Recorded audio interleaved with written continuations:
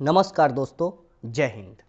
आज आपके डिमांड पे हमने एक बोला था, जो वादा किया था आपसे कि जितना भी हम टॉपिक आपको कराएंगे उन सभी टॉपिक का एक एक करके आपके लिए हम वीडियो लेकर आएंगे।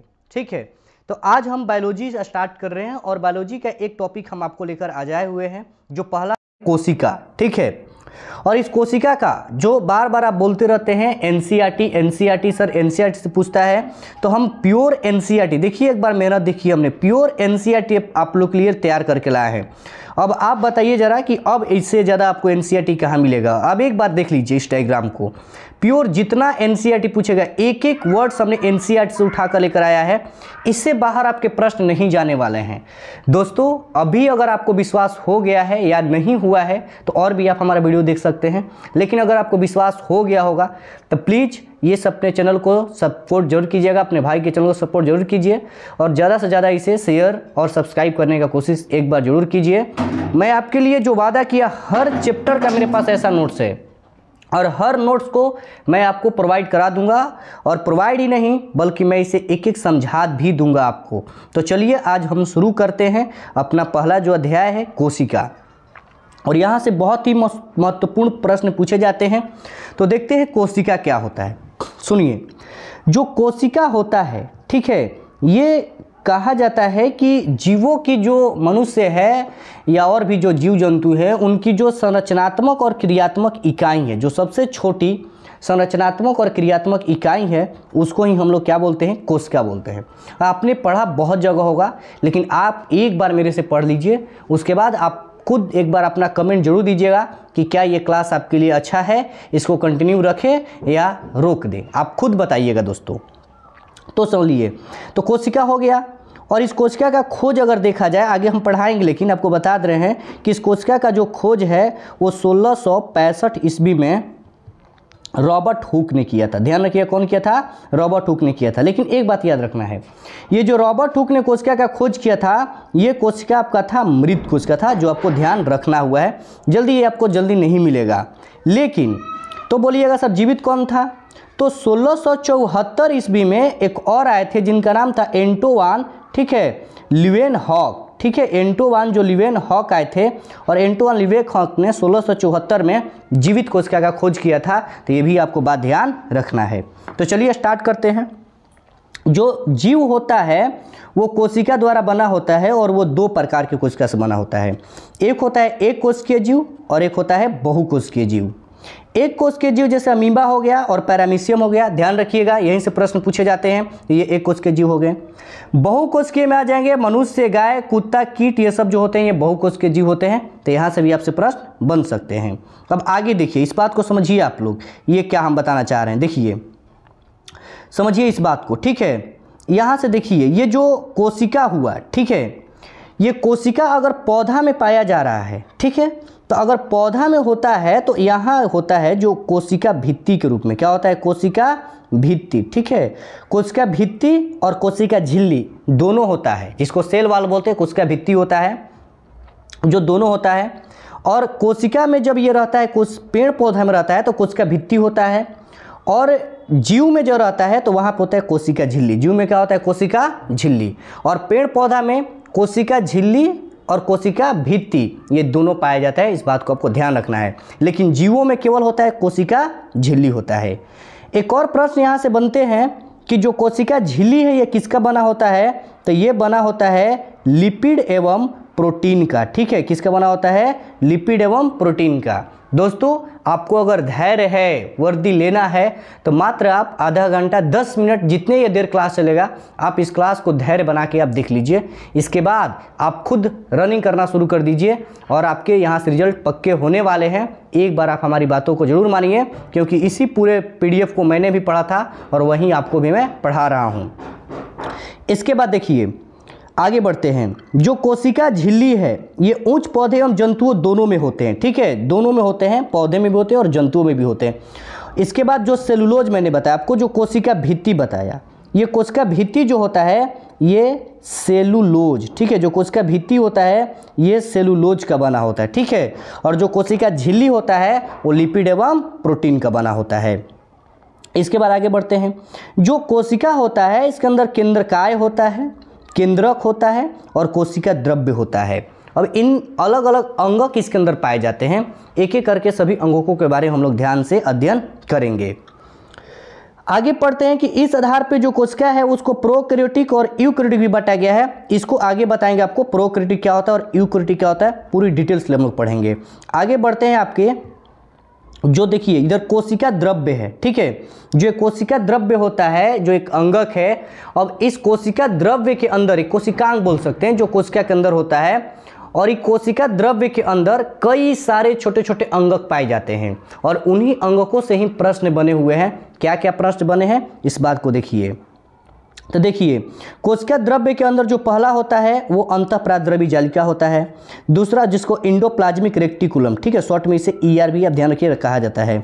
दूसरा होता है गल्जी का लाइसोसोम होता है, इसके अंदर राइबोसोम भी होता है, माइट्रोकॉन्ड्रिया होता है, वैक्यूल्स रिक्तिका होता है और लवक होता है, ठीक है, क्या होता है, लवक, और इसमें होता है आपका सेंट्रोसोम्स यानी तारककाय होता है। तो इतना सारा पाया जाता है किस में, तो कोशिका द्रव्य में पाया जाता है, ठीक है, इस बात को आप ध्यान रखिएगा।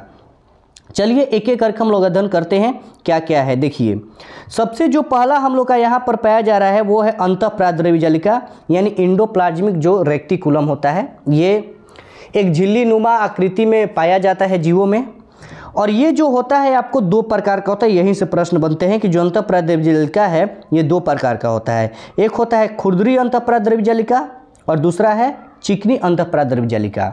यहाँ से कई बार प्रश्न बने हुए हैं। इसको बोलते हैं हम लोग रफ, ठीक है, इंडोप्लाज्मिक रेक्टिकुलम RER, और इसको बोला जाता है SER, ठीक है, स्मूथ इंडोप्लाज्मिक रेक्टिकुलम और रफ इंडोप्लाज्मिक रेक्टिकुलम।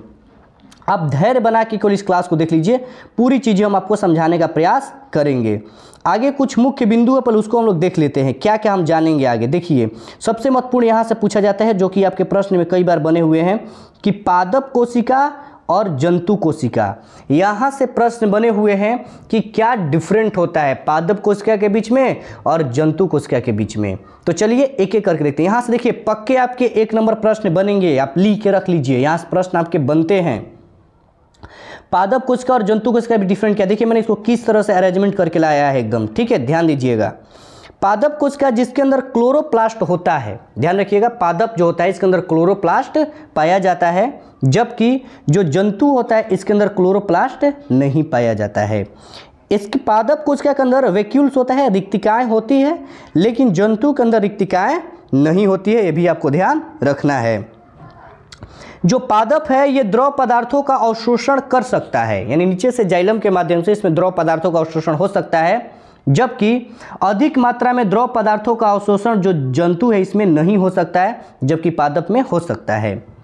और महत्वपूर्ण इसमें डिफरेंट आता है कि जो पादप है ये प्रकाश संश्लेषण कर सकता है, जो पादप कोशिका होता है ये प्रकाश संश्लेषण की क्रिया कर सकता है, जबकि जंतु कोशिका के अंदर प्रकाश संश्लेषण की क्रिया नहीं होती है। देखिए ऑप्शन से मैच करके वाला भी दे देगा यहाँ से प्रश्न, और इसको ध्यान रखिएगा।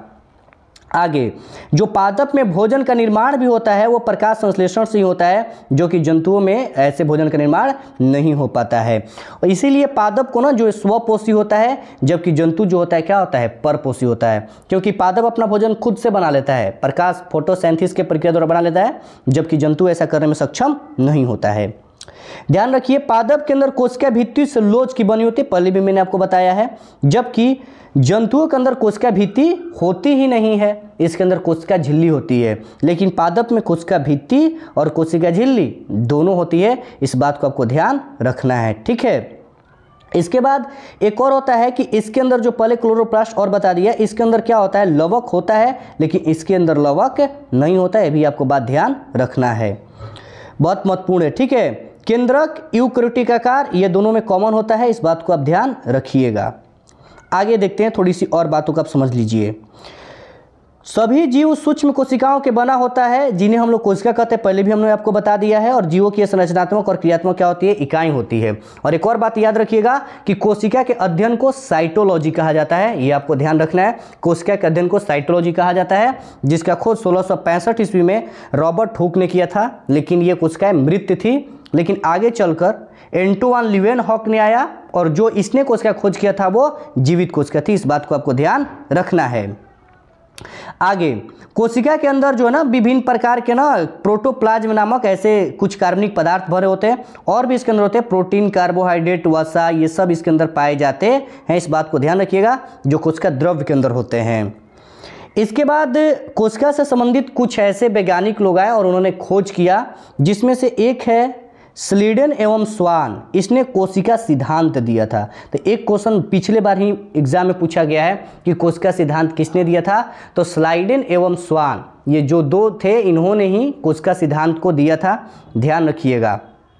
अब स्टेटमेंट वाले क्वेश्चन आ रहे हैं, ये सिर्फ आपके बिहार पुलिस में ही काम नहीं करेंगे, बिहार दरोगा दीजिएगा या रेलवे का जो एग्ज़ाम है वहाँ पर भी यहाँ से प्रश्न पक्का बनेंगे कि पूछ देगा कोशिका सिद्धांत का प्रतिपादन किसने किया था, तो स्लीडन एवं स्वान ने। लेकिन अब थोड़े अच्छे लेवल के क्वेश्चन आते हैं तो वो पूछेंगे कि आखिर कोशिका सिद्धांत के अंदर कौन कौन सा स्टेटमेंट सही है। तो ये बातों को ध्यान रखना है कि सभी पौधे व जीव कोशिका के बने होते हैं, इन्हें पहला सिद्धांत दिया था। और दूसरा बात बताया था कि कोशिका जो है वो जीवन की क्या है, मूल इकाई है, ये भी बात इन्होंने बताया था। और तीसरा बात था कि सभी कोशिकाएं पूर्व निर्मित कोशिकाओं से क्या होती है, पैदा होती है। और इस बात को कौन बताया था, याद रखिएगा, इस बात को बताया था बिरचो ने। किसने बताया था इसको, बिरचो ने बताया था। और इस सिद्धांत का ये भी आता है वायरस जो है वो इस सिद्धांत का क्या है जी, अपवाद है।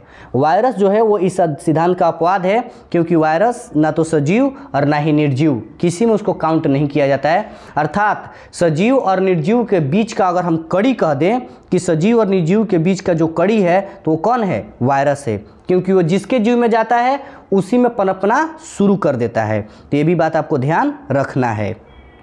चलिए थोड़ी सी और आगे हम लोग देख लेते हैं।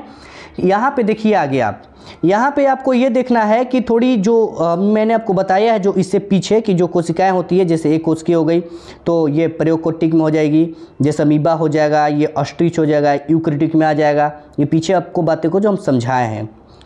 कुछ जीवों के लक्षण है, यहाँ से आपको बताते हैं, यहाँ से प्रश्न पूछे जाते हैं। जैसे मान लीजिए एक कोशिकीय जीव है और यहाँ पर बहुकोशिकीय जीव है, ठीक है। तो एक कोशिकीय और बहुकोशिकीय में डिफरेंट पूछ सकता है, दो चार आपसे ऑप्शन में दे देगा कि एक कोशिकीय जीव में क्या अंतर होता है और बहुकोशिकीय जीवों में क्या अंतर होता है। तो सबसे पहले हम कोशिका के आधार पर देखते हैं। तो कोशिका के आधार पर एक कोशिका में एक ही कोशिका होता है, जबकि बहुकोशिका में एक से क्या होता है, अधिक कोशिका पाया जाता है। अगर कार्य के आधार पर देखा जाए तो कोशिका के सभी कार्य एक कोशिका द्वारा, अगर एक कोशिका है तो उसका सभी कार्य जो होता है वो एक ही कोशिका के द्वारा संपन्न होगा। लेकिन जो बहुकोशिकीय है इसमें जो कार्य होते हैं उसके लिए विभिन्न विभिन्न क्या होते हैं, अंग बने होते हैं। जैसे खाने के लिए मुख है, चलने के लिए पैर है, और भी काम करने के लिए हाथ है। तो बहुकोशिकीय जीवों में कार्य करने के लिए अलग अलग अंग विकसित होते हैं, जबकि एक कोशिकीय जो जीव होता है उसमें कार्य करने के लिए स्पेशल एक ही अंग होते हैं। आगे अगर देखते हैं कि कार्य विभाजन, तो इसमें कार्य विभाजन होता ही नहीं है, लेकिन इसमें कार्य विभाजन होता है। अगर जनन के बारे में देखा जाए तो इसमें जनन एक ही कोशिका के द्वारा होगा, क्योंकि एक ही कोशिका होता है, जबकि इसमें जनन क्या होता है, विभिन्न होता है, ठीक है। इसमें जनन विभिन्न होता है, तो ये भी बात को ध्यान रखना है। आयु के आधार पर देखें तो इसकी आयु बहुत ही छोटी होती है, जबकि इसकी आयु बहुत ही लंबी होती है। जो बहुकोशिका उसका आयु क्या होती है, बहुत ही लंबी होती है। इस बात को आप ध्यान जरूर रखिएगा। आगे बढ़ते देखिए, यहाँ तक आपको हम पढ़ाते हैं आज, बहुत ही महत्वपूर्ण है। देखिए कोशिका के आधार पर अंतर हम देखते हैं, एक होता है प्रोकैरियोटिक और एक क्या होता है, यूकैरियोटिक। आप इस बात को जरूर ध्यान से देखिएगा, क्योंकि यहाँ से प्रश्न पक्के बनते हैं। प्रोकैरियोटिक का जो आकार होता है वो बहुत ही छोटा होता है, लगभग 0 से आप कहेंगे कि 10 माइक्रोन मीटर होता है, ठीक है। इसका जो आकार होता है वो 0 से क्या होता है, 10 माइक्रोन मीटर होता है। इस बात को आपको ध्यान रखना है, ठीक है। 0 से क्या होता है, 10 माइक्रोन मीटर होता है, इस बात को आप ध्यान रखिएगा। जबकि यूकैरियोटिक आकार जो क्या होता है वो बड़ा होता है, ये 10 से 100 माइक्रोन मीटर या इससे भी ज़्यादा क्या होता है, इससे 10 से 100 माइक्रोन मीटर से भी ज़्यादा इसका आकार होता है। ये भी बात आप ध्यान रखिएगा।